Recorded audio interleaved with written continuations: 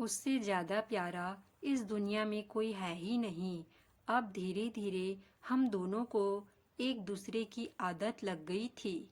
देर रात बात करना, एक दूसरे की बातें सुनना।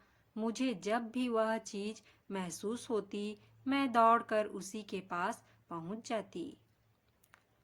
मेरा नाम पूजा है और मैं 20 साल की हूँ। मैं कॉलेज में पढ़ती हूँ। दिखने में काफ़ी सुंदर, इतना कि क्या बताऊँ, मेरी खूबसूरती पूरे इंदौर में मशहूर है। जो भी मुझे एक बार देख ले वह बार बार देखे। इतनी ज़्यादा सुंदर, जब भी मैं कॉलेज जाती, जिस रास्ते से जाती, सब लोग मुझे ही देखते और मुझे इस बात पर बहुत गर्व महसूस होता था। मुझे अपनी खूबसूरती पर बहुत ज़्यादा नाज था। लेकिन मेरे घर में मेरे बड़े भैया और माता पिता सब लोग इतना नज़र रखते थे कि क्या बताऊं। मुझे अपनी माँ की करने को नहीं मिलता था। जब भी कॉलेज जाती, मेरी सहेली मुझे घर लेने आती थी, लेकिन फिर भी मेरे भैया कहते कि चल मैं तुझे छोड़ देता हूँ। वह पता नहीं क्यों मेरे साथ रोज ही कॉलेज तक जाती। आते समय भी वह मुझे लेने आते। अब मैं क्या बताऊं, मुझे अपनी खूबसूरती पर नाज हो था, लेकिन इसका कोई मतलब भी नहीं था, क्योंकि इस उम्र में मेरा कोई दोस्त नहीं था। जहाँ कोई ना कोई साथ होना मेरा चाहिए, वहाँ मैं अकेली थी। मुझे महसूस होता था कि कोई तो मेरा होता जो मुझे खुश रख सकता। लेकिन मैं यह बात कहूँ तो किसे कहूँ। मेरी सहेली को मैं बताती थी, लेकिन वह भी क्या कर सकती थी, क्योंकि हर समय तो मेरे भैया मुझे लेने आते, छोड़ने जाते। तब किसी की हिम्मत भी नहीं थी कि कोई मुझे सामने से आकर प्रपोज कर सके। मेरी जिंदगी में कोई मिठास ही नहीं थी। सुंदर थी, लेकिन कोई था नहीं जो मेरा तारीफ कर सके। सब लोग मुझे देखते थे, बस कोई कुछ बोल नहीं पाता था। मेरे बड़े भैया और पिताजी की वजह से किसी की हिम्मत नहीं होती थी कि मुझे आकर अपने दिल की बात करे। एक दिन में घर में भी थी। मेरा प्रॉब्लम वाला दिन चल रहा था। वह खत्म होने जाने के बाद मैं एक दिन अपने कमरे में आराम कर रही थी। तब मुझे बहुत अजीब सा महसूस होने लगा। मैं लेटी हुई थी तो पता नहीं कैसे मेरे शरीर में अजीब सी झंझनाहट महसूस हुई, और कुछ देर बाद मुझे समझ नहीं आया कि मैं क्या करूं। मैं कुछ भी नहीं किया। जब मैं कॉलेज पहुंची तो मेरी सहेली को मैंने यह बात बताई। उसने कहा, यह सब होता रहता है, तेरा कोई दोस्त नहीं था ना, तो तू कर भी क्या सकती है। उसने बताया कि उसका दोस्त है। जब उसे ऐसा महसूस होता है, वह उसके साथ टाइम स्पेंड करती है, घूमती फिरती है, तो यह सब ठीक हो जाता है। मैं सोचने लगी, फिर मैं क्या करूं, मुझे समझ नहीं आता था। मैं अपने भैया को कैसे समझाऊं। वह तो मुझे एक दिन भी अकेले कॉलेज नहीं जाने देते थे और ना घर से बाहर निकलने देते थे, ना किसी से दोस्ती करने देते थे और ना ही किसी से बात। मैं बहुत परेशान थी।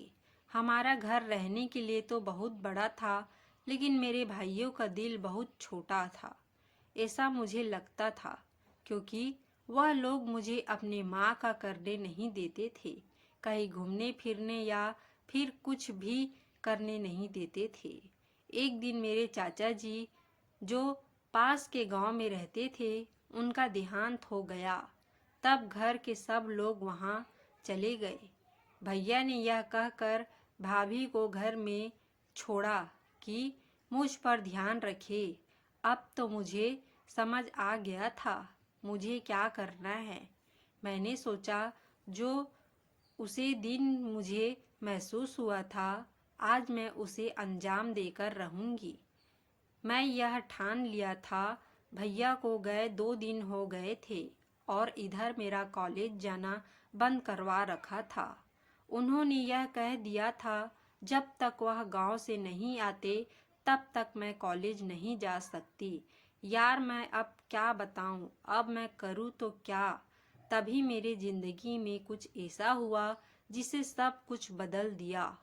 हमारे यहाँ एक काका जी काम करते थे। उनकी भी अचानक से तबीयत खराब हो गई।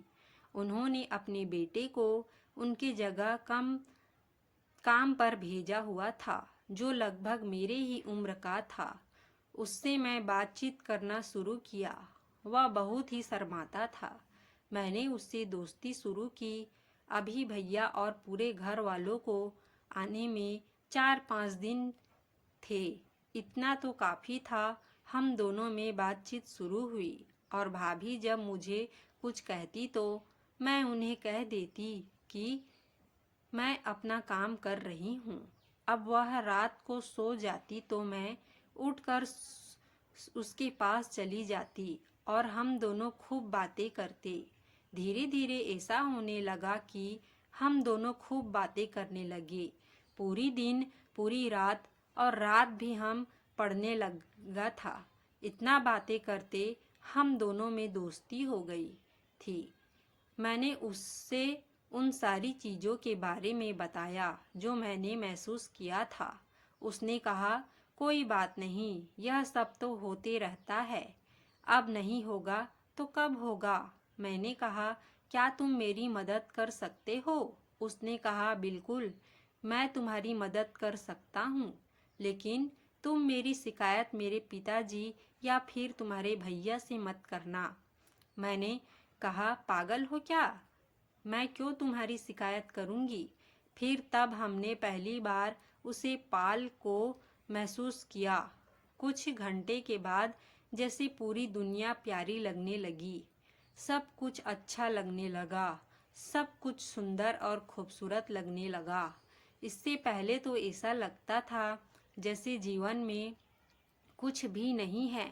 उसका साथ, उसकी दोस्ती मुझे बहुत ज़्यादा प्यार था। बहुत मुझे अच्छा लगता था। ऐसा लगता था उससे ज़्यादा प्यारा इस दुनिया में कोई है ही नहीं। अब धीरे धीरे हम दोनों को एक दूसरे की आदत लग गई थी। देर रात बात करना, एक दूसरे की बातें सुनना। मुझे जब भी वह चीज़ महसूस होती मैं दौड़कर उसी के पास पहुंच जाती और उसे शांत करवा लेती। और वह मेरा इतना बात मानता था कि उसने कभी किसी से कुछ नहीं कहा। अब यह सारी चीज़ों को होते हफ्ते हो गया था।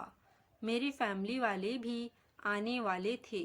उन लोगों के आने के एक रात पहले मैंने उससे कहा देखो, जो भी इन दोनों हुआ, हमने जो भी एक दूसरे से बातें की वह तुम किसी से मत कहना, क्योंकि मेरे भैया बहुत ज़्यादा खतरनाक है। वह तो मुझे अकेले कॉलेज तक नहीं जाने देते और अगर उन्हें इन सारी चीज़ों के बारे में पता चल गया तो वह तो तुम्हें बहुत ज़्यादा पिटाई करेंगे। मैंने उसे इसलिए कहा क्योंकि वह बहुत मासूम था। अगर उसे थोड़ी भी डांट लगाकर भैया पूछ लेते हैं तो वह सब कुछ बता देता। वह कहने लगा तुम चिंता मत करो, मैं कुछ भी नहीं कहूँगा, और वैसे भी इन सारी चीज़ों में तुम बराबर की हकदार हो, और वैसे भी मैं सब चीज़ का मतलब समझता हूँ। प्यार, नफरत, मार सब कुछ समझता है। इतना भी छोटा नहीं हूँ जो तुम मुझे ऐसे डरा रही हो। मैं हंसने लगी तो तुम तो काफ़ी बड़े हो सच में। और फिर मेरे घर वाले आ गए। इसके बाद हम दोनों बहुत कम बातें करते थे और कभी भी मौका मिले तो मैं फिर से पहुंचकर वही वाला समय साथ में गुजारते थे। दोस्तों, अगला पार्ट और भी ज़्यादा अच्छा है। अगर आपको अगला पार्ट चाहिए तो प्लीज़ कमेंट करके ज़रूर बताना। धन्यवाद।